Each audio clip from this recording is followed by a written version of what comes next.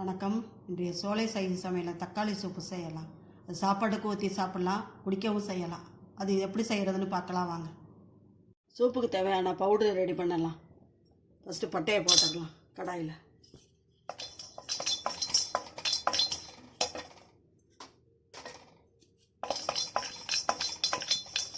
ரெண்டு table spoon சோம்பு எடுத்துருக்கிறேன், அதையும் போட்டுடலாம். பிரிஞ்சி இலையும் போட்டுடலாம். கல்பாசியோட எடுத்துருக்கேன் பாருங்க, இதையும் போட்டுடலாம்.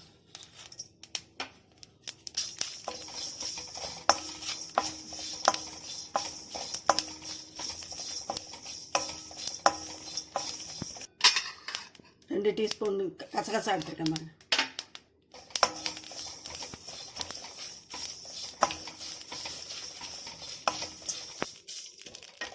அடுத்து 2 டேபிள் ஸ்பூன் பொட்டுக்கடலை, அதையும் போட்டு வறுக்கலாம். ஸ்டவ் ஆஃப் பண்ணிகிட்டே வறுக்கலாம்.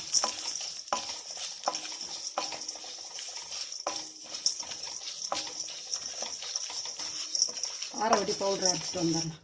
ஆறட்டும். சூப்பு பவுடர் அரைச்சிட்டு வந்துட்டோம். அடுத்தது சூப்புக்கு வேண்டியதை ரெடி பண்ணுவோம். குக்கரில்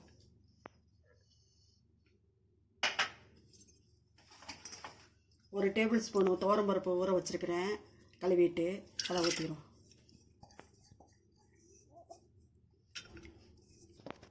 ஒரு வெங்காயம் கட் பண்ணி வச்சுருக்கிறேன், அதை போட்டுருவோம். இந்த மண்ணில் நீளமாக 4 தக்காளி கட் பண்ணி வச்சுருக்கிறேன், அதையும் போட்டுடலாம்.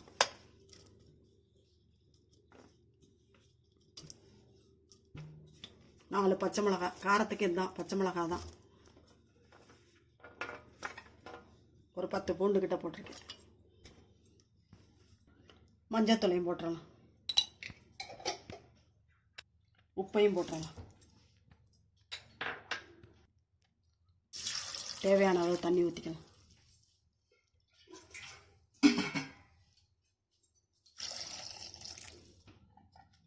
மூடிடலாம். ஸ்டவ்வில் வச்சிடலாம். ஒரு 4 விசில் விட்டுடலாம்.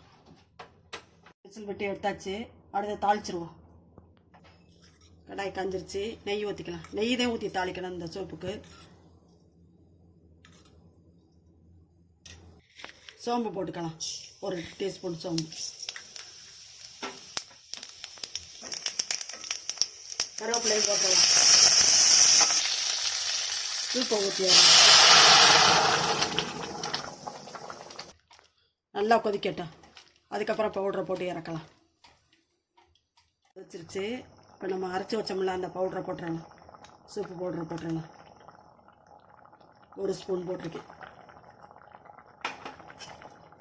ஸ்பெசிஃபிக்காக சாப்பாடு ஊற்றி சாப்பிட்றதுக்கு தான் இது. குடிக்கவும் செய்யலாம், மிளகுத்தூள் போட்டு குடிக்கலாம். இந்த பவுடர் ரெடி பண்ணாட்டியும் பரவாயில்ல, கரம் மசாலா தூளை போட்டுக்கலாம். இறக்க போகும்போது கரம் மசாலா தூள் போட்டு இறக்கலாம். சாப்பாட்டில் ஊற்றி பிசைஞ்சு சாப்பிட்டு பாருங்கள், நல்லாயிருக்கும். எங்கள் அம்மா வீட்டில் இந்த மாதிரி தான் செய்வோம். பவுடர் அரைச்சி வச்சுக்கிட்டோம்னா 4-5 தடவை வரும். ஒரு பாட்டிலில் போட்டு ஏர் டைட் கண்டெய்னர் பாட்டிலில் போட்டு கொட்டி வச்சுக்கலாம்.